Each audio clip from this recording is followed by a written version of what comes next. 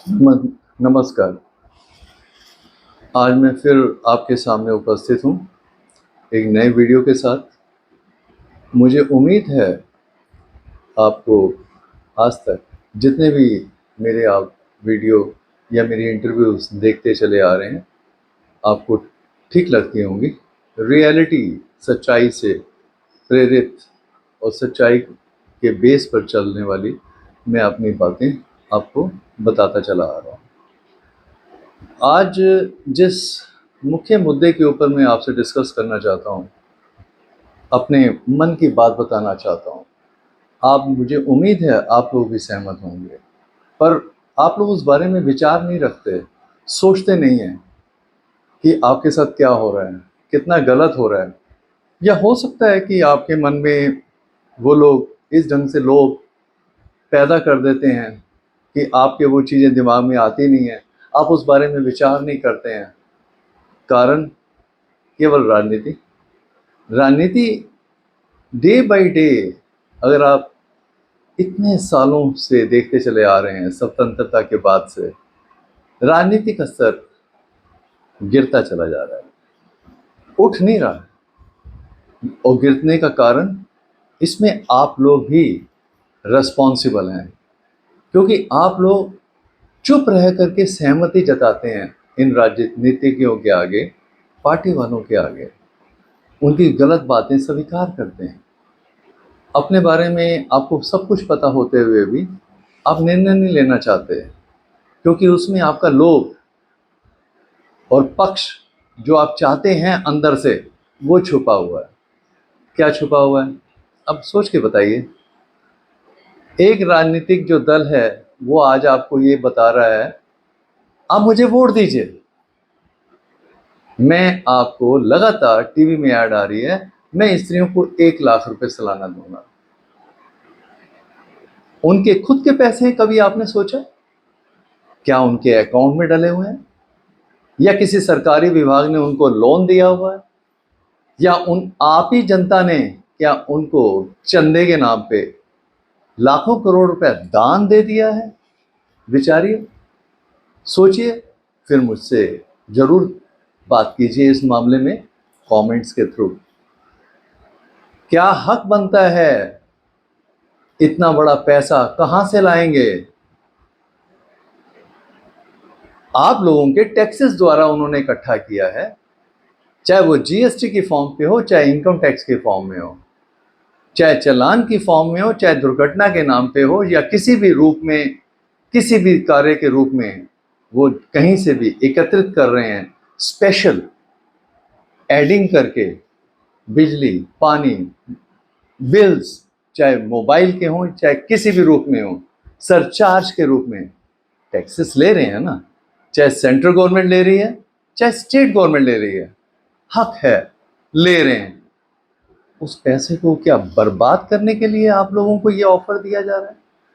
क्या उन पे आप लोगों के अच्छे कार्य के लिए उसको खर्चा करना चाहिए, या इस तरह दान कर देना चाहिए कि हम 1 लाख रुपए देंगे?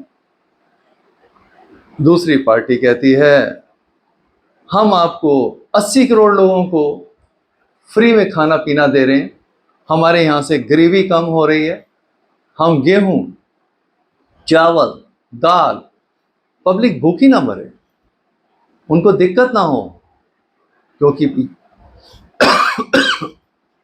क्षमा कीजिए, उनको हम लोग इस रूप में सपोर्ट कर रहे हैं। एक तरफ तो आप राग अलापते हैं कि हमारे यहाँ अन्न की कमी नहीं है, गरीबी कम होती चली जा रही है, तो 80 करोड़ लोगों को जो दिया जा रहा है, तो इसका मतलब वो 80 करोड़ लोग गरीब हैं ना। मानते क्यों नहीं कि आज भी हिंदुस्तान के 80 से 90% जनसंख्या अपना गुजारा ठीक ढंग से नहीं कम कर पा रही है, वो इतनी आत्मनिर्भर नहीं है, महंगाई बढ़ती जा रही है। कांग्रेस के टाइम पे भी महंगाई बहुत तेजी से बढ़ी थी, याद करिए उस टाइम के जमाने। अगर बीजेपी के टाइम पे भी बढ़ रही है, हम हेल्पलेस हैं। इसका कार्य राजनीति। राजनीतिक फायदे के लिए महंगाई बढ़ाई भी जाती है या उन लोगों को छोड़ दिया जाता है जो महंगाई बढ़ाने में कारगर होते हैं। स्पेकुलेशन, सट्टा अलाउ कर दिया जाता है। मैं आपसे प्रश्न पूछता हूं, गेहूं का रेट आटे का 18 से 25 रुपए किलो बिकती थी आज से कुछ क्वार्टर्स पहले या कुछ 1-1.5 साल 2 साल पहले। आज के रूप में वही गेहूं आपको आटा किसी भी कंपनी का उठा लीजिए, 36 रुपए से लेकर के 46 रुपए किलो और 40 रुपए से लेकर के 50 रुपए किलो एमपी के नाम पर बिक रहा है। डबल महंगाई हो गई। किस पर बोझ आया? आप पर, एक आम नागरिक हिंदुस्तान पर, जिसको जनता कहते हैं। और जनता कम मूर्खता नहीं कर रही है, उसको सब पता है। जबान चुप है, कोई प्रोटेस्ट नहीं करता, कोई बात नहीं करता। क्यों नहीं करते? कह रहे हो हमारे पास गुजारा करने के लिए दिखते हैं, हम लोग सेविंग नहीं करते, नहीं कर पाते, बच्चों की फीस बढ़ रही है, मेट्रो के किराए बढ़ रहे हैं, इसके साथ साथ हमारे ऑफिस आने जाने का पेट्रोल का खर्चा बढ़ रहा है।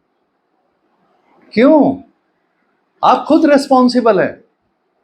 क्यों नहीं महंगाई के वक्त जब पहले प्रोटेस्ट होते थे, अब प्रोटेस्ट नहीं होते? मैं पूछता हूं, कैसे गेहूं और उसका आटा इतना कॉस्टली हो गया, जबकि सरकार तो एमएसपी की बात करती है ना, कंट्रोल रेट की बात करती है, जिस पे स्पेकुलेशन नहीं हो सकती, जिस पर टैक्सेस के मामले में भी बंदिशें हैं कलेक्शन के अंदर। फिर कैसे तेज हो गया? सट्टा कैसे चला? सब मिले हुए हैं, चाहे दलाल, चाहे आड़ती, चाहे कुछ लोग, चाहे कुछ राजनीतिज्ञ। मैं ये नहीं कहूंगा राजनीतिज्ञ बुरे हैं, और राजनीतिज्ञ नहीं हो तो ये सरकार, ये देश चल नहीं सकता। संविधान है, चलाने के लिए कुछ प्रमुख प्रतिनिधि तो चाहिए, उनका कोई लीडर तो चाहिए।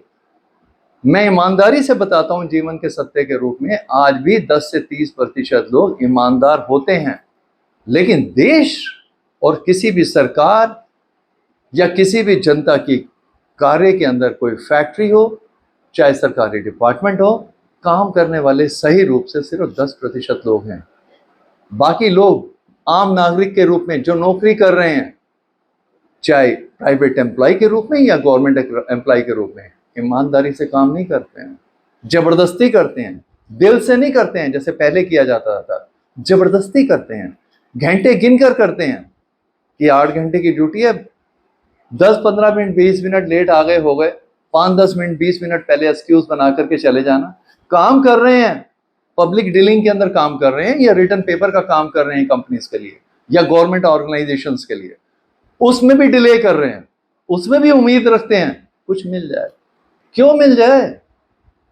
क्या हक है जब आपको इतनी अच्छी सरकार से तनख्वाह मिलती है?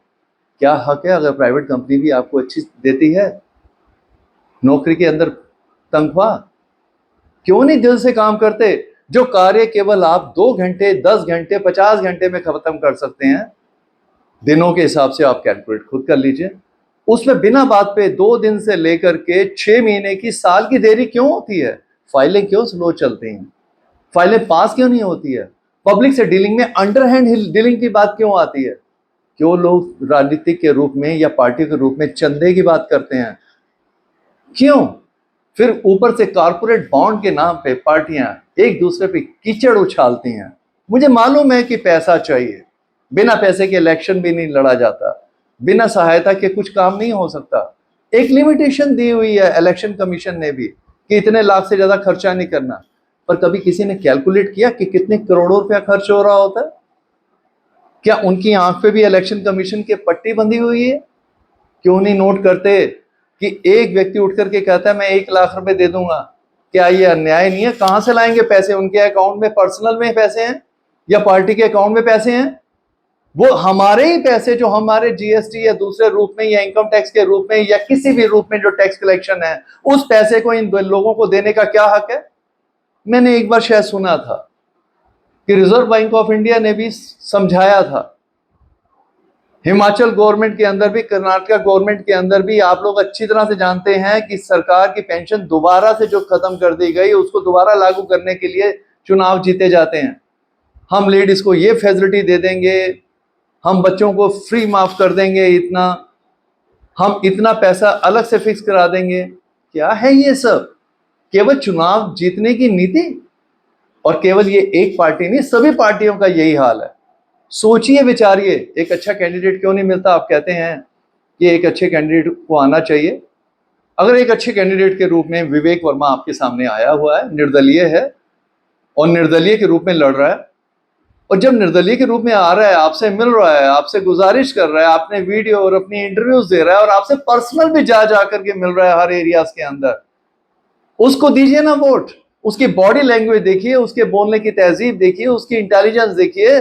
मैंने अपने बारे में सब कुछ इंटरनेट पे डाला हुआ है, अपनी वेबसाइट पे डाला हुआ है। मेरे मैनिफेस्टो पढ़िए, मेरी क्वालिफिकेशन पढ़िए, मेरा एक्सपीरियंस पढ़िए, मेरी इंटरव्यूज देखिए जो आज तक मैं दे चुका हूं, इतने वीडियोस बना चुका हूं, मेरे बारे में जानिए। ये मेरा इस समय आपको अभी मेरी पहली शुरुआत है, जिसमें इस वीडियो के अंदर मैं आपको अपना अधूरी बात बता रहा हूं। बाकी बात मैं अगले वीडियो में करूंगा। धन्यवाद। चांदनी चौक से मुझे वोट दीजिए।